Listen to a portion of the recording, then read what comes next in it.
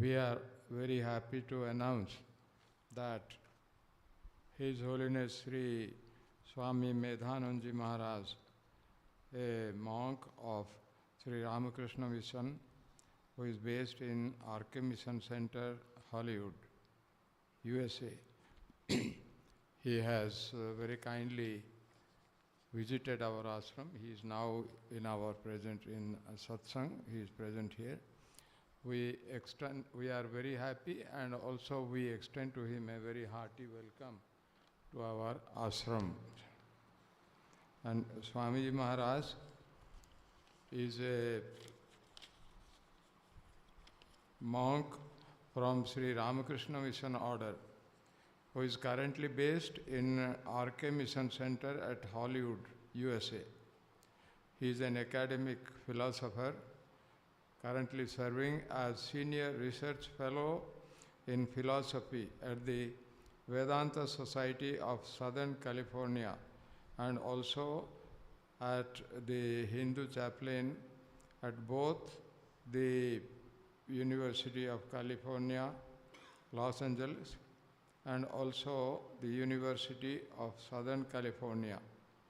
He has written books on Vedanta philosophy. He is a very great scholar and very learned person.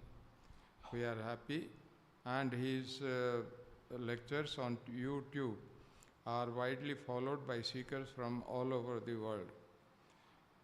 Prior to his sannyas, while he was on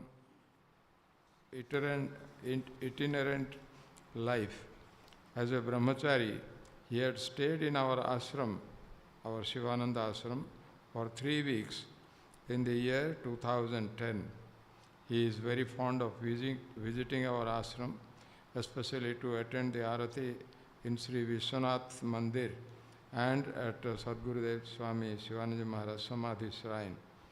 So it is very nice that he had come to Rishikesh for attending a spiritual conference, and in the beginning he also has been coming to our ashram for attending regularly for attending the Arati. And today, after finishing his conference, he has been very kind to visit our ashram, visit us, and he will grace us with his inspiring talk on Srimad Bhagavad Gita. We are very, very happy, and we are very blessed that our revered Sri Swami Medhananda Maharaj has come to our ashram today, and also he is present, and he has been kind enough to share his thoughts and ideas about the Bhagavad Gita. And so we extend to him a very hearty and warm welcome to our ashram, and we look forward to hearing his inspiring talk. And we request Swamiji Maharaj to kindly bless us with his talk. Thank you very much, Swamiji. Welcome to our ashram. Swamiji Maharaj, Swami Medhananda Maharaj. Om asato ma sadgamaya tamaso ma jyotirgamaya mrityorma amritam gamaya. Om Shanti Shanti Shanti. Good evening, everyone. Namaste. It's a great honor and privilege and pleasure to be here today. One of my first inspirations was revered Swami Shivanandaji Maharaj. I grew up in the US, and the first scripture that really gripped me was Bhagavad Gita. We'll be talking about the Bhagavad Gita today. And actually, after reading the Gita, I felt something coming from within, that I wanted to be a monk. Just from reading Gita. I hadn't read anything about the life or teachings of Sri Ramakrishna, Vivekananda, or Shivanandaji, anyone. But just from reading that in the Gita, through renunciation of worldly attachments, worldly pleasures, we can attain some kind of higher fulfillment, a transcendental peace. That really gripped me. After reading the Gita, I started studying the life and teachings of some of the great saints in different spiritual traditions. And I read the life and teachings of Sri Ramakrishna, Swami Vivekananda, and also revered Swami Shivananda Ji Maharaj. I read a number of his books. I devoured them, like The Practice of Brahmacharya, Japa Yoga. Swami Chidananda Ji's books were also wonderful, and I read a number of those. And I was so inspired that when I came to India, I finished my PhD in the US, and then I got a one-way ticket to India. I told my parents goodbye, did pranams, and then I came to India, and I did a 6-month Tirtha Brahman pilgrimage throughout India, different parts of India. And I made it a point to come to Rishikesh and spend 3 weeks here in the holy company of all these sadhus and enjoying the spiritual atmosphere of Rishikesh and the Ganga, Mother Ganga, and the Arati. So it's a great honor to be here today. Thank you so much. Today, I thought we could talk about something very practical. This won't be a very heavy philosophical talk. I'm a philosopher, but I'll be avoiding dry philosophy. I'll be talking instead about a very practical doctrine, the doctrine of the 3 Gunas. The 3 Gunas. What is the role of the 3 Gunas in our daily spiritual practice? We all know, as Vedantins, that the goal of life is self-realization, Atma-jnana, or God-realization, whatever your preference. But that's a very high ideal, and it doesn't happen overnight. It takes many, many lifetimes. As Gita says, Aneka janma samsiddhas tato yati parangatim. After attaining perfection in the course of many, many lifetimes, one can finally attain liberation. So that's a very high ideal, self-realization, God-realization. What is a more practical goal for our day-to-day spiritual life? We won't get God-realization tomorrow, but what can we do today to make spiritual progress? That's the question. It's a very important question. So the ultimate goal is God-realization, self-realization. What is the proximate goal? What is the more immediate goal in our day-to-day spiritual life? I would suggest, based on the teachings of Bhagavad Gita and other great Vedantic scriptures, the great Vedantic saints like Swami Shivananda Ji, the proximate goal for all of us spiritual aspirants, regardless of which yoga we follow, what path we follow, is to make ourselves as sattvic as possible. We should try to increase the sattva in our day-to-day life, in all aspects of our life. So that's what I'll be talking about today. How can we, as spiritual aspirants, be as sattvic as possible and thereby make spiritual progress toward the ultimate goal of self-realization, God-realization? One of Sri Ramakrishna's favorite books was the Bhagavad Gita, and he said, a sannyasi should not own anything, really. He said, even if the sannyasi doesn't own anything, he'll carry a pocket Gita. I teach a class on Bhagavad Gita in Hollywood, Bhagavad Gita in the light of Sri Ramakrishna. And I promised my students that I would come to Rishikesh and go to Gita Press and buy these little pocket Gitas for everybody. So I bought 20 pocket Gitas. I'll go back and give them to my students. So it's very good. It's also very important if you can memorize some shlokas. The sadhus did a wonderful job of chanting chapter 15 of Bhagavad Gita. Memorizing, it should not be thought of as some dry, mechanical schoolboy exercise. That's not the purpose. The idea is if you can memorize a shloka, it comes from within.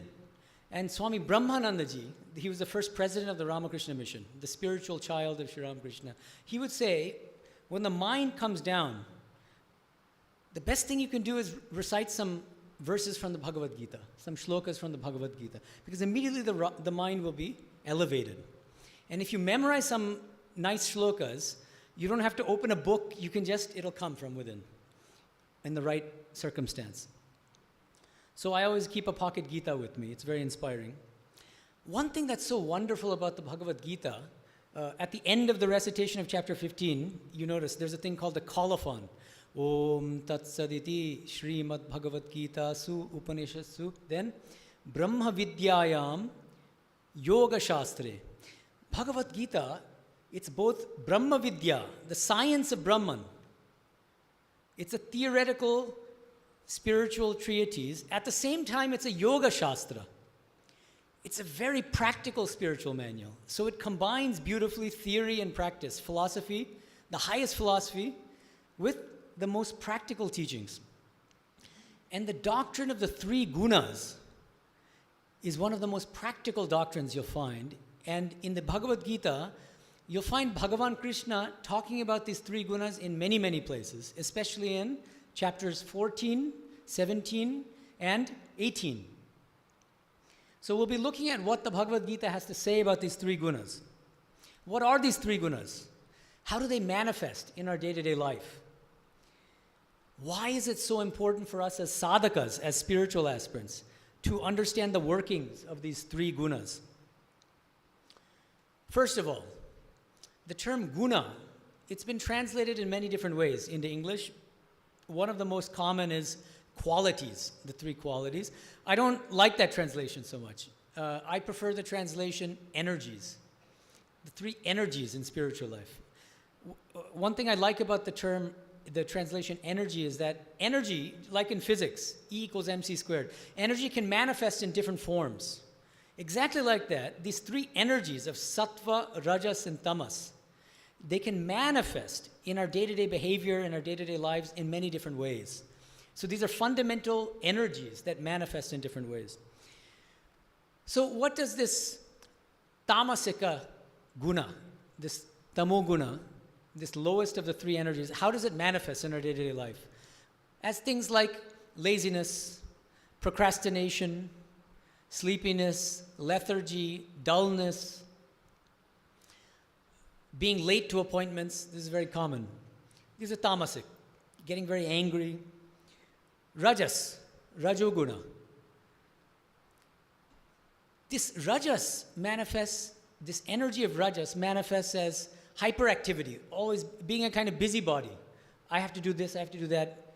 Being very restless, being full of desires, worldly attachments, worldly desires, full of emotions, emotional highs, emotional lows, very rajasic.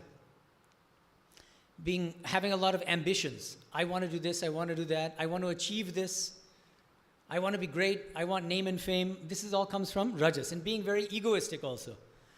Arrogance, boasting about your own achievements, this comes from rajas. Sattva, the energy of sattva. How does sattva manifest? It manifests as humility, not showing off. Compassion, a natural compassion. Bhakti, devotion. Many other spiritual qualities. Viveka, vairagya, discrimination, detachment, dispassion, renunciation. All of these things come from sattva guna. Okay?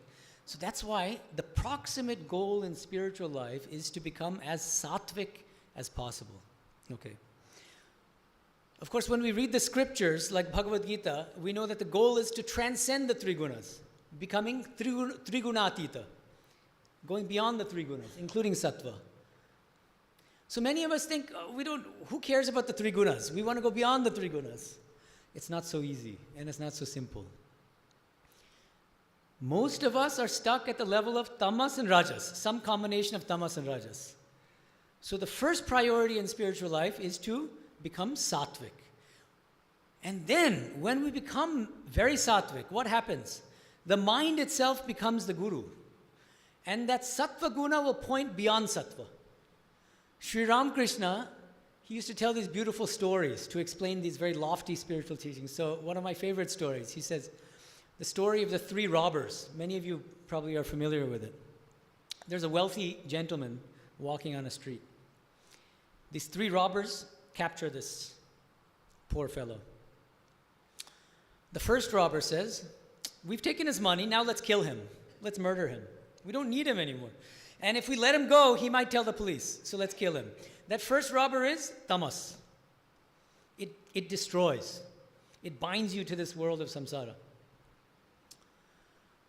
Second robber says, let's not go so far. That's too extreme. Let's take some rope, tie him to this tree so he can't escape. Second robber is rajas. It binds you. It doesn't kill you, but it binds you. Okay, So then they decide, let's tie up this man. They tie him up. Then the two robbers leave, the first and second robbers. The third robber is feeling very bad. Third robber comes back, waits for the two robbers to go. Then he comes back to this poor gentleman. He says, I'm so sorry for what we've done. Please let me untie you. Very gently, very carefully unties the rope, picks him up very gently, leads him by the hand, says, please come, I'll show you the right path. And he says, now, you go in this direction. This third robber. That third robber is Sattva, of course. Now, this gentleman is very touched. He says, you've been so kind. Please come with me. This is such a wonderful place you're pointing me. You please come with me. Sattva then says, this third robber says, I can't go where you're going. That's Sattva. Once you become very sattvic, Sattva will point you the way beyond the three gunas. You don't have to make any extra effort to go beyond the three gunas. Sattva itself will point you. The mind will become the guru. That's the idea. So for us, the practical goal is becoming as sattvic as possible. That's very, very important. So now, Sri Ramakrishna, he said, God cannot be realized without sattva. And then he gives examples of sattva: love, discrimination, kindness, compassion, and so on. It is the very nature of rajas to involve a person in many worldly activities. That is why rajas degenerates into tamas. Then Sri Ramakrishna says, if a person is entangled in too many activities, he surely forgets God. He becomes more and more attached to lust and greed. This is also a very practical teaching. Bhagavad Gita, Bhagavan Krishna, he says, Kama esha, krodha esha, rajoguna samudbhavaha, mahashano mahapapma, vidhenam ihavairinam. Bhagavan Krishna says, Kama, lust, and anger, krodha, they are rajoguna samudbhava. They arise from rajoguna, from rajas. This is very important. Mahashana, it's all devouring, insatiable. We all know this about worldly desire, especially lust. The more you feed it, the bigger it gets, right? It's like the animal gets bigger and bigger the more you feed it. It's never satisfied. Mahashano. Mahapapma, it is the source of all sinning. All the unethical things we do in life that stems from kama and krodha. Vidhenam ihavairinam. Know this to be your enemy, this kama and this krodha. So now, one very practical teaching we can get from the Gita is, how do we tackle lust and greed? How do we overcome lust and greed? The best way is not the frontal attack, not directly saying, if you try to directly fight with lust and anger, they might become worse, and you might repress. Repression is also not a good solution in the long run. The better approach is, if you know that at the basis of lust and anger is rajoguna, try to reduce the rajas and increase sattva. And by becoming more sattvic, lust and anger will automatically reduce. You don't have to fight with lust and anger. It'll automatically go down. That's the beauty of it. So that you can get these very practical teachings from scriptures like the Bhagavad Gita and from the teachings of great saints like Shivanandaji and Sri Ramakrishna. So now, in general, why is this doctrine of the three gunas important for us spiritual aspirants? I would say that there are two main benefits of understanding this doctrine. Number one, when we enter spiritual life, I think one of the first steps is what I call brutally honest self-assessment. Brutally honest self-assessment. You have to be honest with yourself and ask yourself, where do I stand now? What are my strengths? What are my weaknesses? And to answer these questions, understanding these three gunas, the workings of the three gunas, helps us a lot. We should analyze our day-to-day life and ask ourselves, are we being sattvic when we sleep? How long do we sleep? If we sleep for 6-7 hours, that's more sattvic. If we sleep for 12 hours, more tamasic. After we get up, what do we do? Do we do physical exercise that's more sattvic. Or we lazy and we don't want to do this, we feel unmotivated, we suffer from depression, that's also more tamasic, you see. So everything you do, what kind of food do we eat? How do we behave with other people? What kind of music do we listen to? What kind of movies do we watch? What kind of friends do we have? What kind of activities, what kind of hobbies do we have? All of these things can be classified in terms of these 3 gunas. So where do we stand now? That's the first thing that this doctrine of the 3 gunas helps us with. Brutally honest self-assessment. Where do we stand now? Are we primarily tamasic or rajasic or sattvic? And most likely we're a combination of all 3. And in some aspects of our life, we're very sattvic. In other aspects of our life, we might be very rajasic. In other aspects, tamasic, right? So then we can pinpoint. So this is the second benefit of this doctrine of the 3 gunas. Once we know ourselves, once we engage in this brutally honest self-assessment, number 2, the next step is, how do we cultivate as much sattva as possible?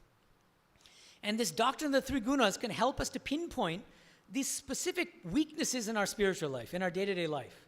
Everything is good, but I have this addiction. Maybe addiction to cigarettes, addiction to, maybe it's a very strong emotional attachment. Even it can be to an animal, to a pet. In the US especially, it's very common. You become so attached to your dog, your cat, something like that. And that can hold you back in spiritual life. Right? So this doctrine of the 3 gunas can help us to isolate these, what aspects of our spiritual life do we have to work on and improve? That's the idea, okay? So, with that in the background, I wanted to go into some examples of how these 3 gunas can help us in becoming better spiritual aspirants.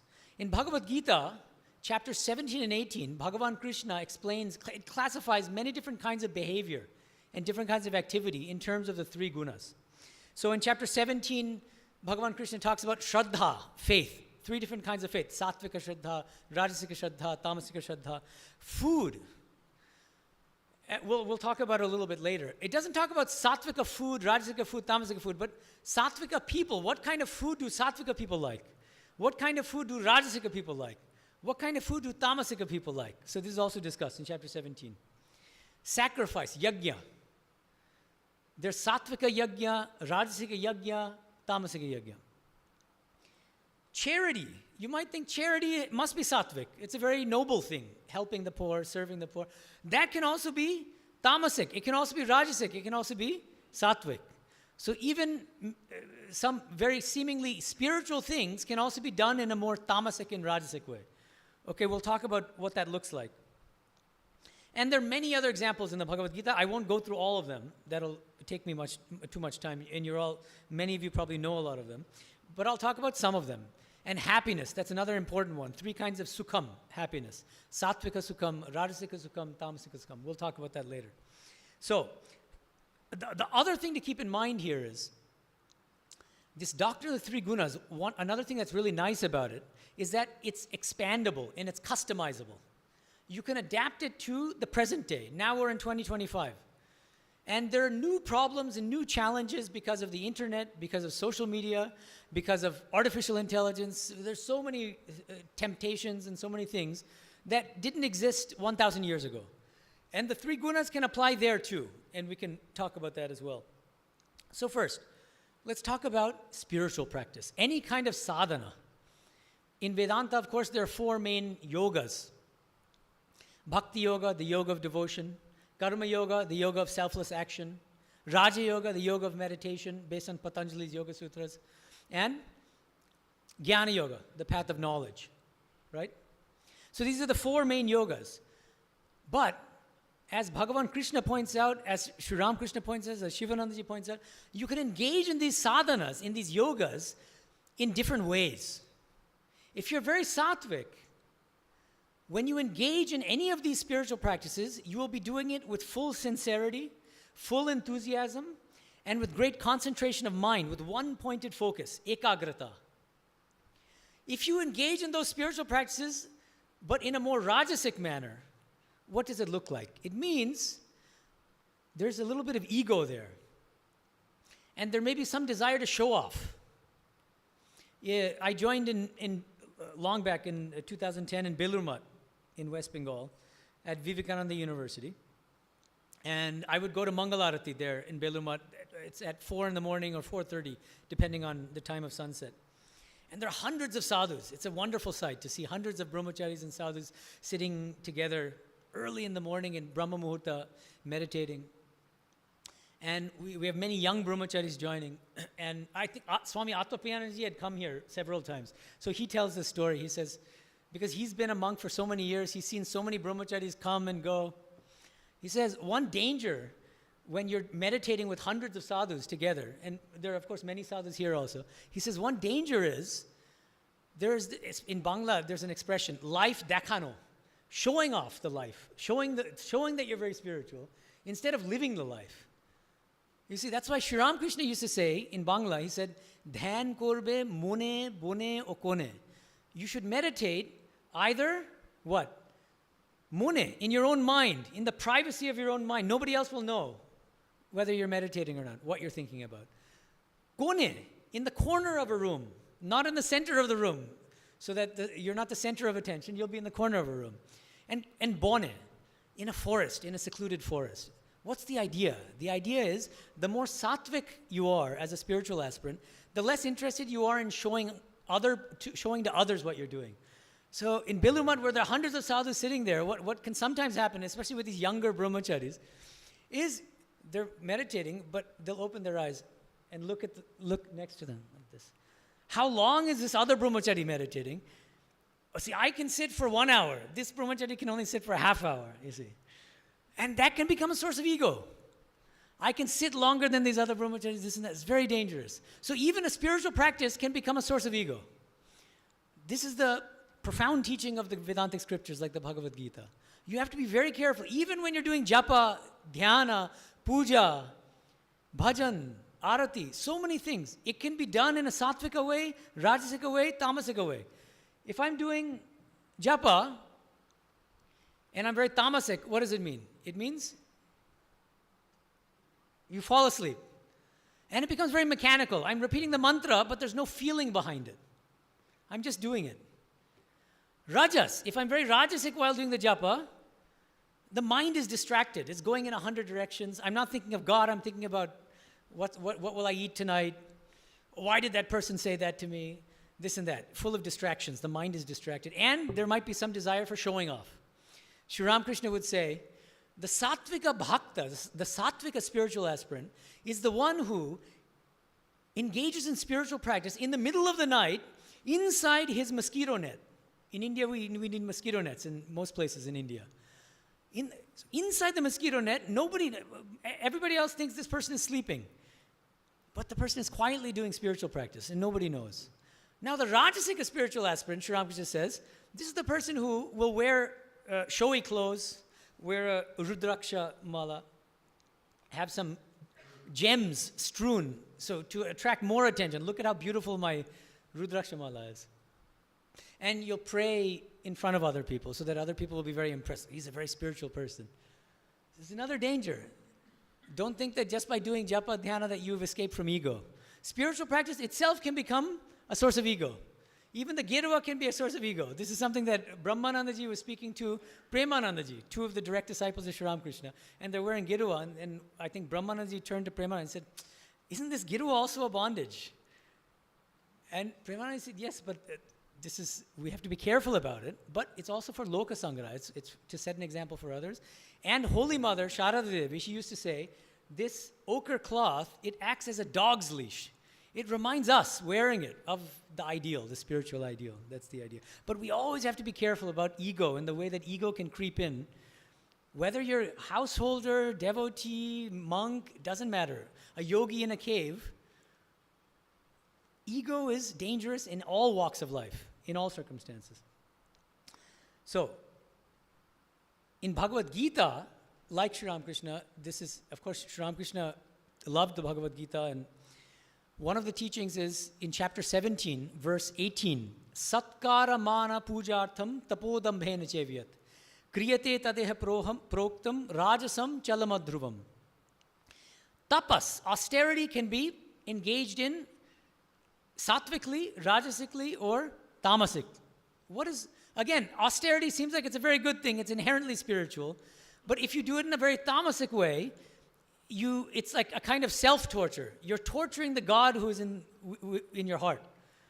You're engaging in too much physical hardship, these kinds of things. So that's also not good. Rajasic, this verse explains Rajasika tapas, engaging in austerities in a more Rajasic way. Here, there's some ego involved, and you're showing off to other people. So this is what we have to be very careful about.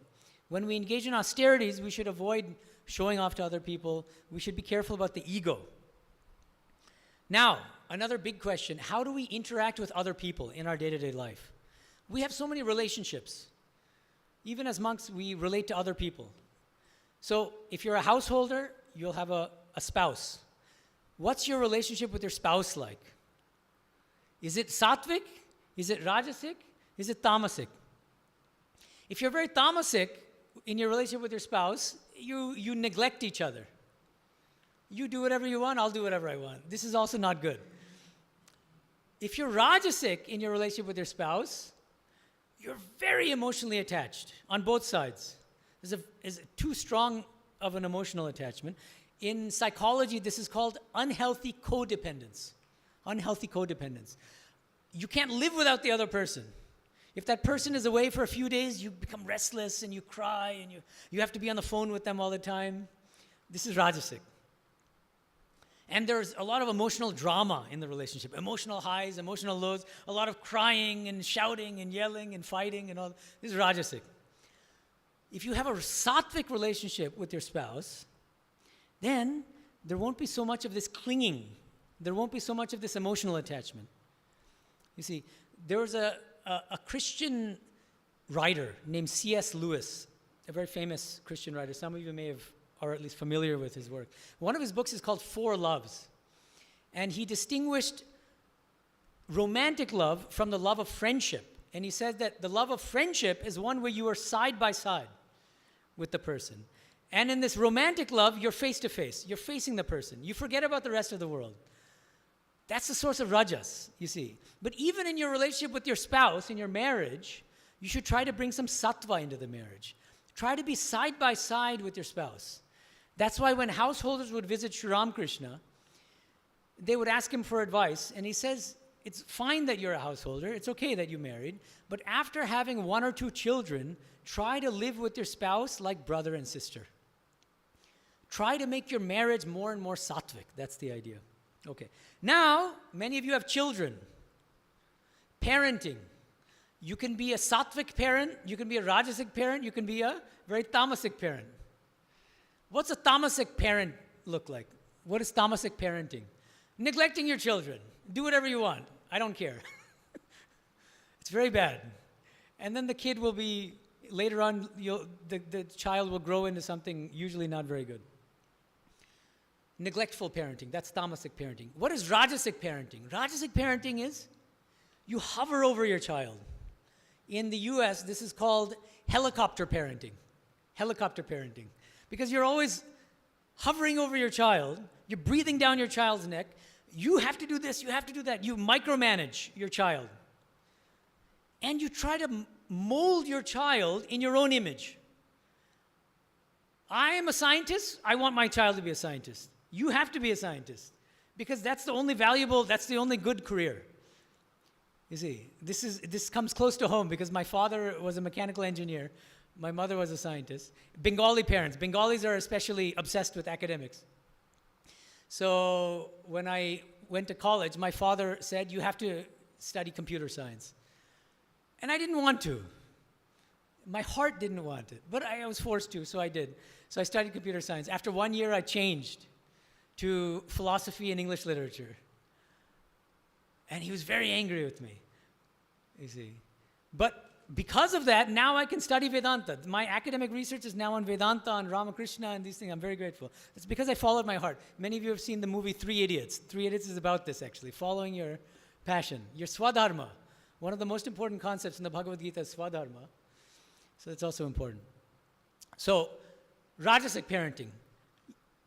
You hover over your child. You try to mold your child in your own image. Sattvika parenting, by contrast, is very different. you look upon your child as a soul, not as the body mind. You don't even look at the child as yours. See, the soul of your child is on his or her own journey. And you are a steward. You're just helping that soul along in that journey. That's your role. So there shouldn't be too much emotional attachment. You also should not be forcing your child to do things that the child is not naturally suited to doing. Let the child grow in his or her own way. That's a more sattvika parenting style. Okay. Now, also at work, if you're a boss, if you're a manager in a company, if you're a CEO, how do you treat your employees, the people working under you? Again, you can be very sattvic, you can be rajasic, you can be tamasic. Tamasic means you're neglecting them. You might get angry, this and that. Rajasic is you micromanage, again. And you're bossy, you're domineering, too controlling. Sattvic, there's a term for this in business management education. They call it servant leadership. The best leader is a servant leader. The best leader is the one who serves others and has that spirit of serving others. Sri Ramakrishna would call this Shiva Gyane Jivir Seva. Serve others in a spirit of worship by trying to see the divine in everybody. So that's the highest form of leadership, is this servant leadership. That's sattvika leadership, actually. So you can go through all of the different kinds of relationships you have in your day-to-day life, with your spouse, with your children, with your friends, with your co-workers, with your employees, your subordinates, with your pets. And you can classify your behavior in terms of these three gunas. Is it sattvic? Is it rajasic? Is it tamasic? If you're being tamasic, let's try to be more sattvic. If you're being rajasic, let's try to be more sattvic. See, that's why these teachings on the three gunas are so practical. Now, these three gunas also manifest in more subtle ways. One time, Sri Ramakrishna went to visit the famous leader of the Brahmo Samaj, Keshab Chandra Sen. And they had a fixed time to meet. So he came at that time. And he was sitting and waiting, and waiting, and waiting. Keshab isn't showing up. He's waiting 10 minutes, 15 minutes, 20 minutes. After a half hour, finally Keshab comes. Then a few days later, somebody asks Sri Ramakrishna, I heard you visited Keshab Sen. And then Sri Ramakrishna says, yes. But then Sri Ramakrishna says, I found him to be very, very rajasic. I found him to be very rajasic. I had to wait a long time before I could see him. It's a very interesting thing. See, these VIPs, VVIPs, CEOs, big leaders of organizations, companies, if they make an appointment with you, you come to see them, and let's say the appointment is for 9 a.m. You come at 8:55, and now it's 9 o'clock, 9:10, 9:20, he's not coming. He'll come in at 9:45, and he won't apologize. He won't feel guilty. That's a sign of his own. He feels important. He's so important that he can make other people wait for him. This itself is a sign of rajas. So this doctrine of the three gunas, it can really help us to understand the subtle psychology of yourself and of other people also. That's the idea. Now, food. We can talk a little bit about food and how different kinds of food can be classified in terms of the three gunas. This is from chapter 17, shlokas 8 through 10. Sattvika people like a certain kind of food. And I won't read all the verses, it'll take us too much time. Ayu sattva baladoga. But it should be food that's healthy, that's nourishing, that's soft, that's succulent, that's not too strongly spiced. That's sattvik. So havishanna, that kind of food.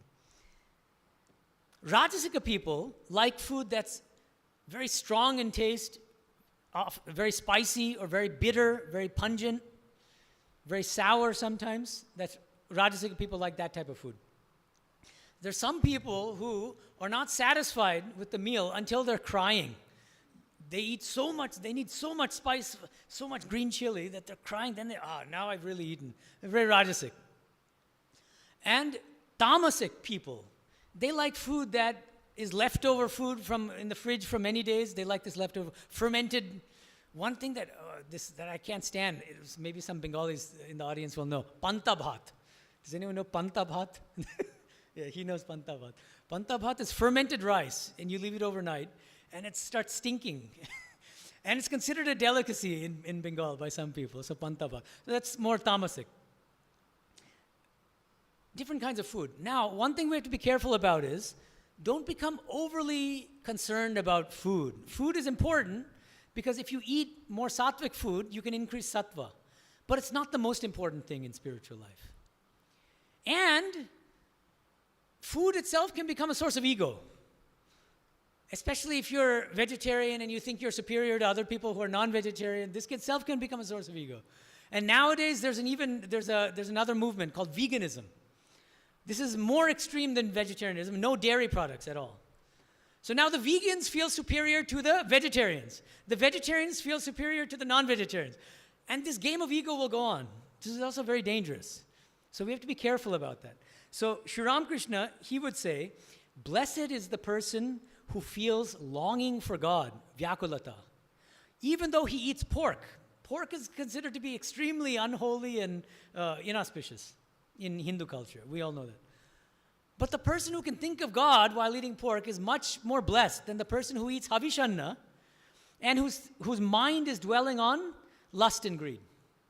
So that's the point. The purpose of eating sattvic food is to become sattvic so that we can make spiritual progress and realize God. That's the idea. Not so that we can increase ego.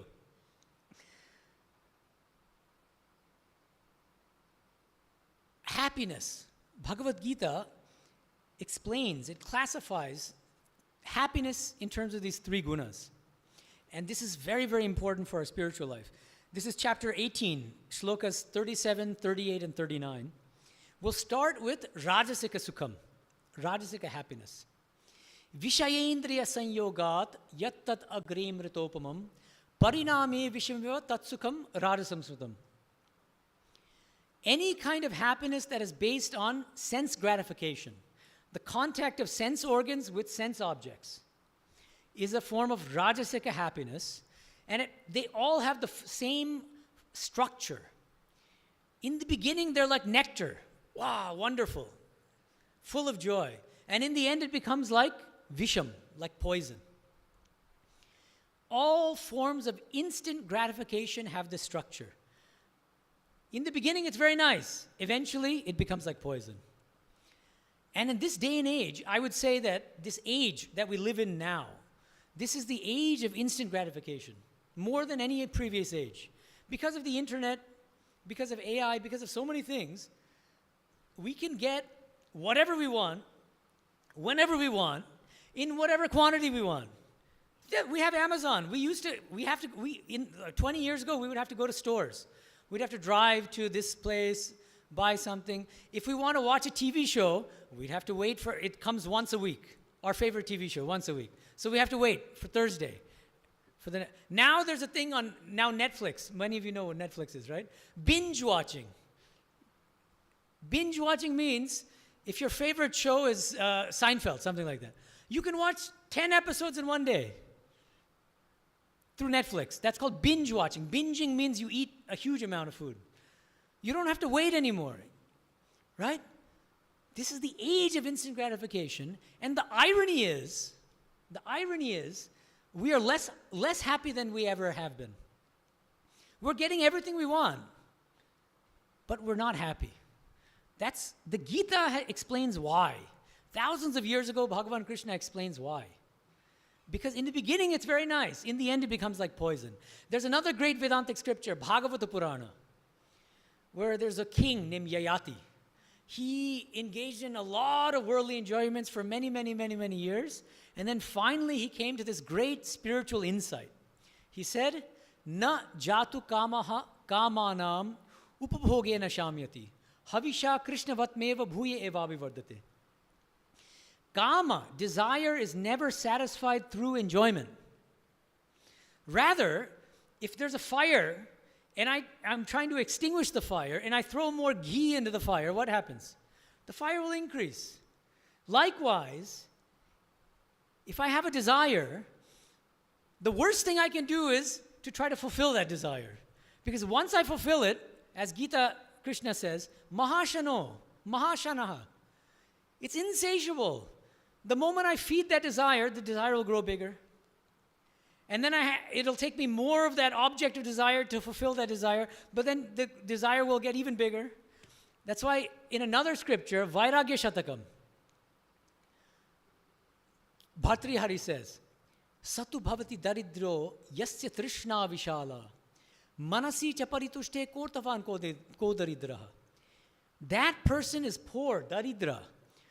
Yasya trishna vishala, whose desires are great. The truly poor person is the one who has great desires, a lot of desires. You can be a billionaire, Elon Musk, billionaire. But if he has a lot of desires, that person, he's much poorer than the person living in a village, in a poor village, who makes 50 rupees per month, but who is happy, who has fewer desires. So the real test of happiness is the number of desires we have, actually. And the greatest happiness is Trishna Akshaya Sukham. This is from the Mahabharata, Shanti Parvan. Trishna Akshaya Sukham. The bliss of reducing our desires is much greater than the bliss of any kind of worldly enjoyment. This is the lesson that we learn in life as we go through life. Swami Vivekananda used to say, the secret of life is not enjoyment, but education through experience. Education through experience. So as we go through life, we realize this, that we can't get satisfaction, we can't get true happiness and true fulfillment through instant gratification. So that's Rajasika happiness. Now, by contrast, Sattvika Sukham. This is verse 37 of chapter 18 of Bhagavad Gita. Yattad agre vishamiva pariname mritopamam tatsukham sattvikam proktam atma buddhi prasadajam. Sattvika Sukham has exactly the opposite structure of Rajasika Sukham. In the beginning, it's like poison. It's painful. It's not pleasant. In the end, it becomes like nectar. It becomes a great source of joy. And this last phrase in that verse is very, very significant. Atma buddhi prasadajam.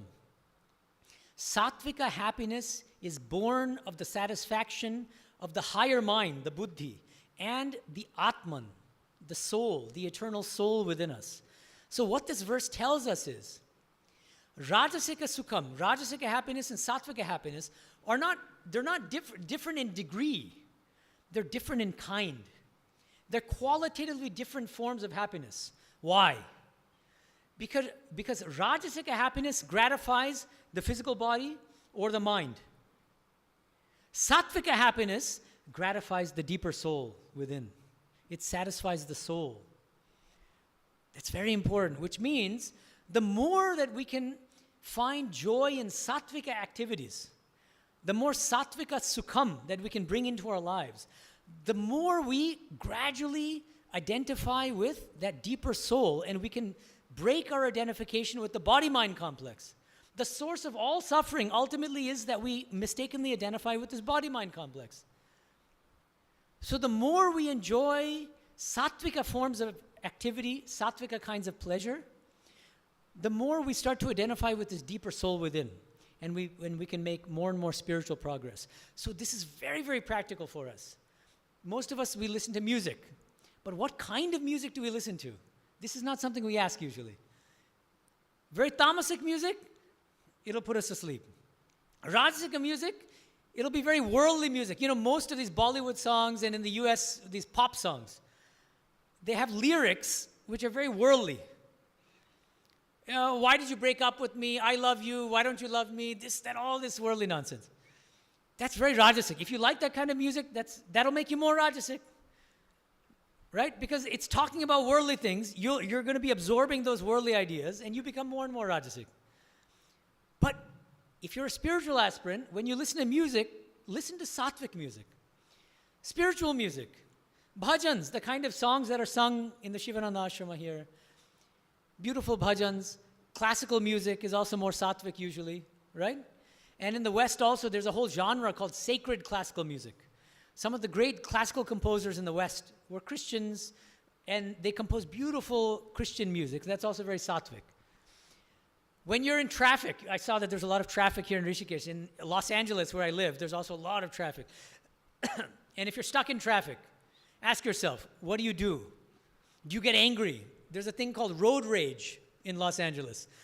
When you're stuck in traffic, you become very, very angry. Krodha, this Mahashano Mahapatma. And you say really nasty things to other drivers. You honk the horn. That's Rajasic and Tamasic, both. Sattvic, see, if you're in traffic, you can't control traffic. Accept it. And listen to nice spiritual music. Do japa, do mantra japa while you're sitting in the traffic. That's more sattvic, you see? So everything can be understood in terms of these three gunas. Try to bring more and more sattvika happiness into your day-to-day life. And so finally, just to sum up, how is this doctrine of three gunas relevant to us as sadhakas on a day-to-day basis? Number one, right now, where do we stand? Are we primarily tamasic, primarily rajasic, or primarily sattvic? Be honest. If you can't be honest with yourself, ask your spouse, somebody who can, or your parent, and they'll be honest with you. They'll tell you where you really are. And what you'll find is, in some aspects of your life, you might be more sattvic. You might be a very good parent, very sattvic parent, but not good with your spouse. Or you might be very good at work. There's some people who are extremely professional at work, and the moment they come home, they start quarreling with their child, with their spouse. So you have to look at each aspect of your life and ask, am I sattvic, am I rajasic, am I tamasic? And if some aspects of your life are more tamasic, try to make them sattvic. Right? And the sattvic ones, try to become even more sattvic. Right? That's the idea. So that's number one. Number two, even with respect to your spiritual practices, whatever your spiritual practices are, bhakti yoga, karma yoga, jnana yoga, do you do those spiritual practices in a sattvika way, in a rajasika way, or in a tamasika way, or some combination? So try to make your spiritual practices as sattvika as possible. When you do mantra japa, try not to be distracted. Try not to fall asleep and do it mechanically. Try to have this inner longing, this aspiration for the divine, vyakulata, while you do the japa. Then that becomes more sattvic. If you have a one-pointed focus, one-pointed concentration, right? Third, many of us have received initiation, mantra diksha. We do our mantra japa once a day, twice a day, in the morning, in the evening. We go to our meditation room, our shrine. But what do you do for the rest of the day? That may be for a half hour, 1 hour. What do you do for the remaining 23 hours in the day? That's an extremely important question. And this doctrine of the three gunas can help us to ask ourselves, how spiritual are we being when we are outside of the meditation room, when we are interacting with our spouse, when we are interacting with our children, when we're at work, when we're with our friends, when we're engaging in our hobbies, when we're listening to music? You see, and let's try to make ourselves as sattvika as possible in all aspects of our life. Sri Aurobindo used to say, all life is yoga. All life is yoga. What does he mean? He means every moment of life is an opportunity for spiritual practice. Every moment of life. Not just when we're at arati, attending satsangas. All moments of life. Even being stuck in traffic. Even doing physical exercise. This is also something I strongly emphasize. Physical exercise. Swami Shivanandaji always emphasized physical exercise. Because the body is the temple of God. But again, you can do physical exercise in a very rajasic way to look good. I want to impress other people. I want to have a lot of muscle and show off. That's rajasic. If you do physical exercise in a more sattvic way, you do it as a spiritual practice. How do you do exercise as a spiritual practice? Just imagine, if you're jogging, you can do the mantra. Just repeat the mantra mentally, and you can synchronize the mantra with your stride. If you're swimming, you can synchronize the mantra with the stroke. You see, then it becomes more sattvic. And you do everything as karma yoga. You do it as an offering to the divine. And then that physical exercise itself becomes a spiritual practice. So there are many more examples. I encourage each of you to try to apply this doctrine of the three gunas, this wonderful doctrine, to your day-to-day life.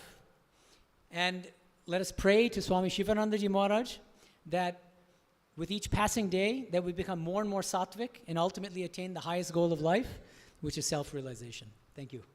Om Shanti Shanti Shanti.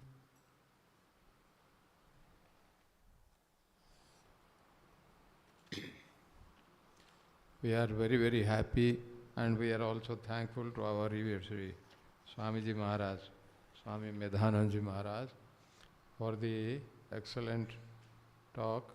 It was quite illuminating, and he spoke about this Gunas, the three qualities of nature, how they influence us, and how also they are pervading all our life. Every life, you see, all aspects of our life, every moment, how this can be either sattvic, rajasic or tamasic. All those things, see, Swamiji Maharaj very nicely explained, and with a practical emphasis, and how the Bhagavad Gita helps us for putting into practice in our day-to-day life all the spiritual teachings, how they can be helpful to us for leading a spiritual life. That Swamiji Maharaj very nicely explained, and it has had a very practical intonation, practical emphasis, practical aspect of the Bhagavad Gita, and also particularly the three gunas, how they are very, very helpful to us. Swamiji Maharaj very nicely explained all those things. It was very important and also very educative. So our grateful thanks to our revered Sri Swami Medhananda Maharaj for the excellent talk that he gave. And we express our thanks to Swami Maharaj. Thanks a lot. Very nice. And now we request our revered Sri Swami Advaitananda Maharaj, General Secretary. He will kindly honor our Swamiji Maharaj